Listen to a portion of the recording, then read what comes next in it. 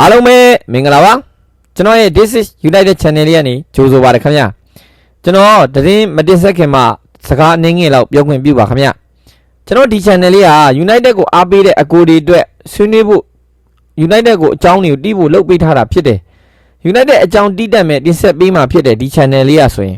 အခြား16တင်းဖန်နေအတွက်ဆိုရင်ဒီ channel လေးကမိတ်ဆွေတွေအတွက်တက်ညစ်တက်မှုရှိမှာမဟုတ်ဘူးအဲ့အတွက်ကျွန်တော်ကအားနာပါတယ်ကျွန်တော်ဘက်က United နဲ့ပတ်သက်တဲ့ဗီဒီယိုတွေပဲတင်ဆက်ပေးမှာဖြစ်ပါတယ်ကျွန်တော်ဒီ This is United Channel လေးက United ကိုအားပေးတဲ့အကိုတွေအတွက်ပဲလုပ်ပေးတာဖြစ်တယ် United နဲ့ပတ်သက်တဲ့အကြောင်းအရာတွေတင်ဆက်ပေးတော့မှလည်းဖြစ်တယ်ဒါကြောင့် United fan တွေအနေနဲ့အကိုတွေအနေနဲ့ဗျာ like and subscribe တွေလည်းလုပ်ပေးထားလို့ရပါတယ်ခင်ဗျာဟုတ်ကဲ့ပါအားလုံးကျေးဇူးပါကဲအဲ့ဒါဆိုရင်ကျွန်တော်တို့တွေသတင်းလေးနဲ့စတင်လိုက်အောင်ဗျာကျွန်တော်တို့ဘယ်လိုသတင်းမျိုးလဲဆိုတော့ကျွန်တော်တို့တွေစဉ်းစားရမှာကျွန်တော်တို့ United fan တွေအကိုတွေကျွန်တော်ပါဝင်ပေါ့နော်ကျွန်တော်တို့ United မှာဆိုရင်ကွင်းလင်ကစားသမား2ယောက်ရောက်လာပြီ Andre Santos ရဲ့ Telemann ရဲ့ဟုတ်ပြီအဲ့2ယောက်ရောက်လာပြီနောက်တစ်ယောက်ခေါ်มาဖြစ်တဲ့အတွက်ကြောင့်ဒီကစားသမားကကျွန်တော်တို့အတွက်အရင်ရေးကြီးတဲ့ကစားသမားဖြစ်မယ်ပြီးတော့ကွင်းလင်မှာဆိုရင်အခုအတန်ထွက်နေတာဆိုရင်နံပါတ်1အတန်ထွက်နေတာမာနူကိုနေရိုမာတင်ရဲ့တပတ်စစ်မိပြီတာဒီမာနူကိုနေရဆိုရင်အခုတလောမှာနာမည်ထွက်နေတယ်နံပါတ်1ကစားသမားကအဲရက်စကော့ဒီဥစ္စာကဒီကစားသမားကတော့ဘုံမောက်ကမယောင်ကျွန်တော်တို့တန်ကြီးဟိုပေါင်တန်း80ကျော်လောက်များများတုံးပါတာဘုံမောက်ကရောင်းရင်ရောင်းကောင်းရောင်းနိုင်တယ်ဒါပေမဲ့ဒီကစားသမား2ယောက်ထဲမှာအတန်အထွက်ဆုံးကစားသမားကမာနူကိုနေရဆိုရင်အခုဒီနေ့မှာပဲဟိုသူ့ရဲ့ agent နေနဲ့ကျွန်တော်တို့ဆက်သွယ်မှုတွေရှိနေတယ်ဆိုပြီးတော့ဖာဘီဇီရိုတို့ဒီလိုမျိုးအခြားသတင်းတွေကနေလည်းတင်ဆက်လာတာတွေ့ရတယ်ဒီမာနူကိုနေဟိုတာကျွန်တော်တို့အတင်းကလိုက်မယ်ဆိုရင်ကျွန်တော်တို့တပတ်စစ်မီဖီတာကောင်းတော့မဟုတ်ပေမဲ့နည်းနည်းတော့ကျွန်တော်တို့အတွက်ခုတာခန္ဓာဖြစ်တဲ့ကစားသမားပဲဖြစ်မယ်ဘာလို့လဲဆိုတော့ဒီကစားသမားကပရီးမီးယားလိအတွေ့အကြုံမရှိဘူးဗျာပြီးတော့ဒီကစားသမားမှာ injury record ရများတယ်ကျွန်တော်တို့ပရီးမီးယားလိကခက်ထန်ကြမ်းတမ်းနေဗျာကျွန်တော်ဒီလိုမျိုး injury တွေအများကြီးရှိမယ်ဆိုရင်မာနူကိုနေကကျွန်တော်တို့အတွက်အားကိုးရပါမလားပြီးတော့ချန်ပီယံလိအတွေ့အကြုံတွေလည်းနည်းတယ်သူကဒီပြင်သစ်မှာပဲအတွေ့အကြုံတွေရှိတယ်ပရီးမီးယားလိမှာလည်းအတွေ့အကြုံနည်းတယ်ကျွန်တော်တို့ကွင်းလယ်မှာဆိုရင်ဒေါင်မီဆေးတဲ့နောက်ရှင်းအဲ့လိုကစားပေးနိုင်တဲ့ကစားသမားမျိုးဟာကျွန်တော်တို့တယောက်တော့ကစားသမားတယောက်ရှိတယ်အဲ့ကစားသမားကအတင်းကဒီပိုက်စင်တွေကိုယ်တိုင်လည်းအရင်ကြိုက်တယ်ပုတ်ပွဲတွေလည်းအရင်ကြိုက်တဲ့ကစားသမားရှိတယ်ကျွန်တော်တို့မာနူကိုနေကိုမခေါ်ဘဲနဲ့ကျွန်တော်စိတ်ထဲမှာအထင်ကိုပြောရမယ်ဆိုရင်မာနူကိုနေကိုမခေါ်ဘဲနဲ့ကားလို့ဘာလဲဘာမြန်ခေါ်သွားမှလားမသိဘူးကျွန်တော်တို့ United ကဒီတိဆောက်တဲ့နေရာမှာအလေးထားပြီးဆောင်ရွက်နေတာလဲကျွန်တော်တွေ့ရတယ်ဗျာဒီအရင်နှစ်ကဆိုလဲကားလို့ဘာလဲဘာကိုအရင်ကြိုက်ခဲ့တာဒီနှစ်အရင်နှစ်ကကားလို့ဘာလဲဘာခြေစွမ်းနေမကောင်းဝင်မဲ့ဗျာ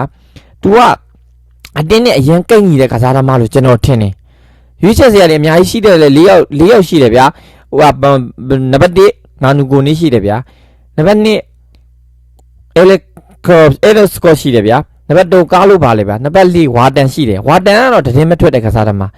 ဒါပေမဲ့အကျန်တဲ့3ယောက်ကိုဖယ်မယ်ဆိုရင်ကားလို့ပါလေဗျာဟာသူတို့တွေမှာမတွေ့ရတဲ့အည်သွေးတွေမှာသူတယောက်တည်းမှာပိုင်ဆိုင်ထားတယ်ဗျကားလို့ပါတယ်မှာသူကရုပ်ပိုင်းဆိုင်ရာထိတ်တန့်ရင်ဆိုင်မှုတွေဗျာကျွန်တော်တို့ပရီးမီးယားလိမှာဆိုသူ့ကိုအမြဲတမ်းမြင်ဘူးနေကြပဲနိုင်ရဟိုဒီလိုမျိုးသူနဲ့ရုပ်ပိုင်းဆိုင်ရာတွေထိတ်တန့်ရင်ဆိုင်မှုတွေပြိုင်ဆိုင်မှုတွေမှာလည်းသူကအနိုင်ရတယ်ဗျာနေရာကြဲကြဲတွေမှာလည်းဘောလုံးဖြန့်ဝင်မှုပြန်လဲရယူနိုင်မှုတွေကကောင်းတယ်ပြီးတော့ဖိအားအောက်မှာဆိုဘောလုံးကိုဆွဲထွက်နိုင်တယ်သူကမိနစ်90အထိလဲပြင်းပြင်းထန်ထန်ကစားနိုင်တယ်ကစားဟန်ကိုဆက်ထိန်းနိုင်တဲ့အင်အားလဲသူ့မှာအပြည့်အဝရှိတယ်ဗျာပြီးတော့ပရီးမီးယားလိမှာဒီကစားသမားဘရူဘင်ဒီလိုကစားသမားမျိုးပြီးရင်ကျွန်တော်တို့တတိထားမှာမေ့မသွားနဲ့ဘယ်လိုမျိုးလဲဆိုတော့ကျွန်တော်တို့ကွင်းလယ်မှာကွင်းလယ်ကစားသမားတွေကပရီးမီးယားလိကကစားသမားတွေကြီးပဲခေါ်ယူနေတာကျွန်တော်တို့မထင်မှတ်တာပြောင်းဆွဲနေတာလုတ်ပေမဲ့ဒီကစားသမား2ယောက်ကရောဂေါ်လီဘာဒီဂိုးသမားအစကျွန်တော်တို့ပရီးမီးယားလိကစားသမားတွေကိုပဲခေါ်ယူနေတာအဲ့တော့ကျွန်တော်တို့ဘုတ်ပွဲတွေအနေနဲ့မာနူကိုနိုနဲ့တတွင်းထွက်ပြီးတော့ကျွန်တော်စိတ်ထဲမှာထင်နေရတော့ကားလို့ပါလေပါကြီးပဲရောက်လာမယ်လို့ကျွန်တော်ထင်နေတယ်ဒီကားလို့ပါလေပါလဲကျွန်တော်တို့အတင်းနဲ့အရင်ကိုက်ညီတယ်ဗျာဒါပေမဲ့အရင်နှစ်ကခြေစွမ်းမကောင်းတာပဲကျွန်တော်ရုံးဝါတိုအားတွေနဲ့ဒီမိနစ်90ကိုအပြင်းထန်ကစားနိုင်တယ်ပြီးတော့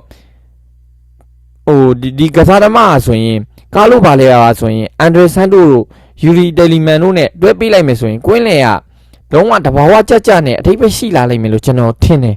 ဘာဖြစ်လို့တယ်လီမန်ဆိုတာလဲဥမာဗျာတယ်လီမန်ဆိုရင်ဗျာဘွဲအရှိန်ုံတွေကိုထိန်းချုပ်နိုင်တယ်တိကျတဲ့ပံပိုးမှုတွေတိုက်စစ်ကိုလည်းဖွင့်ပေးနိုင်တယ်သူကဘယ်လိုလဲလောင်ဘိုးကြီးလည်းကောင်းတယ်ဒီလိုမျိုးပတ်စင်အတူအစီအကုန်ကောင်းတယ်ဗျာဒီလိုကစားသမားမျိုးယူရိုတယ်လီမန်ကဒီလိုကစားသမားမျိုးကိုကျွန်တော်တို့ရထားတာဖြစ်တယ်ဟုတ်ပြီအန်ဒရဆန်တို့ကကွင်းလေအနှံ့မှာမနာမနေပြေးလွားပြီးတော့သူကနှစ်ဖက်စလုံးကိုကူညီပေးတယ်ဗျာဘောက်တူပေါက်ကစားသမားကွင်းလေလူဖြစ်တယ်ဖော်ဝက်ပတ်စင်နေလည်းသူကရတယ်ဒါပေမဲ့အန်ဒရဆန်တို့ကအတက်ရွယ်ငယ်ရွယ်တယ်22နှစ်သူကလည်းပရီးမီးယားလိမှာချက်စီတို့တင်မှာကစားခဲ့တာပြီးရင်ကားလို့ပါလေပါဆိုရင်ဘောလုံးပြန်လဲလူယူမှုတွေနေရာလွတ်တွေဖြစ်ကစားပေးရတယ်ပြန်မဲ့တက်စစ်ကိုအန်နီယမဖြစ်ခင်မှာအန်ပြန်ဘက်ကတိုက်စစ်ကရှင်းလာပြီမလားကျွန်တော်တို့အန်နီယဒီလိုတွေဒီလိုမျိုးတိုက်စစ်မရှင်းနိုင်အောင်လဲဖျက်ပေးနိုင်တဲ့တာဝန်ယူမှုတွေကိုလဲသူတို့ကဒီကားလို့ပါလေပါလှုပ်ဆောင်နိုင်တယ်ကောက်ခွဲပေးနိုင်တယ်ဗျာဒီကစားသမား2ယောက်ဒီကစားသမား3ယောက်ဒါကျွန်တော်တို့ရောက်ရှိလာမယ်ဆိုရင်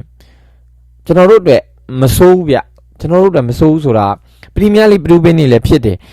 အဲ့မာနူကွန်နေကိုကျွန်တော်တို့ခေါ်ပြီးဆိုပါစို့မာနူကွန်နေရောက်လာမယ်ဟုတ်ပြီပရီးမီးယားလိတွေလည်းအတွေ့အကြုံမရှိသေးဘူးပြစ်တင်မှာဆိုလဲဒါချွမ်မန်နီရဲ့အရန်ပဲအရန်ကောင်းခဲ့တဲ့ကစားသမားလည်းမဟုတ်ဘူးကောင်းတော့ကောင်းတယ်ဒါပေမဲ့ကျွန်တော်တို့အတွက်အရန်အဆင်ပြေမယ်လို့ကျွန်တော်စိတ်ထဲမှာမခံစားရဘူးကစားသမားကောင်းမယ်ဆိုပါအောင်ဒီကစားသမားရဲ့ဒဏ်ရာတွေဘလက်ဘွားနဲ့ဖြစ်နေမယ်ဆိုရင်ကျွန်တော်တို့ပရီးမီးယားလိမှာဒဏ်ရာဘလက်ဘွားဖြစ်မယ်ဆိုရင်ဘာမှလုပ်ရမှာမဟုတ်ဘူးဗျာအဲ့တော့ကျွန်တော်တို့ကားလေးဘာလဲပါနဲ့ဝါတန်တယောက်ရလာမယ်ဆိုရင်ကျွန်တော်တို့အကိုတွေအနေနဲ့ဘယ်လိုမျိုး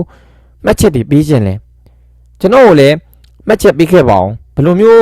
ဥမာကျွန်တော်ထင်ရတော့ကားလို့ပါလဲပါအကိုတို့ထင်ရတော့ဘယ်လိုမျိုးကစားသမားကိုရောက်လာမလဲမာနူကိုနီလားဝါတန်လားအကောင်းဆုံးကတော့ကျွန်တော်တို့အကြိုက်ဆုံးကတော့ဝါတန်ဒါပေမဲ့ကျွန်တော်အကြိုက်ဆုံးကတော့ဝါတန်ဖြစ်ပြီးတော့တကယ်လို့ရောက်လာမယ်ဆိုရင်ကားလို့ပါလေပါပဲကျွန်တော်ကလိုချင်တယ်အကိုတွေထင်မြင်ချက်အနေနဲ့ဘယ်လိုမျိုးကစားသမားတွေရောက်လာမလဲဘယ်လိုမျိုးကစားသမားမျိုးကိုရောက်လာရင်ပိုကောင်းမလဲဆိုတာကိုကျွန်တော်ရဲ့ comment မှာမှတ်ချက်တွေပေးသွားပေးလို့ရပါတယ်ဘာဖြစ်လို့လဲဆိုတော့ကျွန်တော်ရဲ့ This is United Channel လေးတည်ထောင်လိုက်ရခြင်းဟာကျွန်တော်အကိုတွေနဲ့ကျွန်တော်လဲဝါဒနာပါတဲ့မန်ယူအားပေးတဲ့ကစားလူတစ်ယောက်ဖြစ်တဲ့အတွက်ကြောင့်ကျွန်တော်ကဒီလိုမျိုး channel လေးကိုဖွင့်ပေးလိုက်ခြင်းဖြစ်တယ်အကိုတွေနဲ့လည်းအဆင်ပြေတယ်ဆိုရင် subscribe လေးလုပ်သွားအဆင်မပြေဘူးဆိုရင်လည်းရပါတယ်ကျွန်တော်ကအရင်အရေးမကြီးပါဘူးကျွန်တော်ကဒီလိုမျိုးပြောနေရရင်ပျော်နေတဲ့လူတစ်ယောက်ပါအားလုံးကျေးဇူးတင်ပါတယ်နောက်ဗီဒီယိုမှာပြန်ဆောင်ကြမယ်ခင်ဗျာ